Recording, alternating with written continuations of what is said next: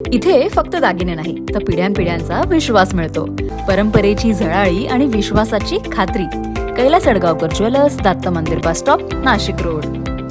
निफाड तालुक्यातील ओझर मिग येथील संभाजी चौक परिसरात एका तरुणाचा खून झाल्याची धक्कादायक घटना उघडकीस आली आहे. कमोद फोटो स्टुडिओ समोर असलेल्या एका घरात तरुणाचा मृतदेह आढळून आला आहे. मयत तरुण विनोद विष्णू शेंद्रे, वय वर्ष 34, मूळचा यवतमाळ जिल्ह्यातील कळमगावचा रहिवासी असल्याची माहिती मिळते आहे. सध्या तो ओझर येथील एका किराणा दुकानात काम करत होता आणि एका मित्रासोबत राहत होता. मिळालेल्या माहितीनुसार मृतदेहाच्या मानेवर गळा आवळल्याच्या खुणा आढळून आल्या आहेत. त्यामुळे हा खूनच असल्याचा प्राथमिक अंदाज व्यक्त केला जातो आहे.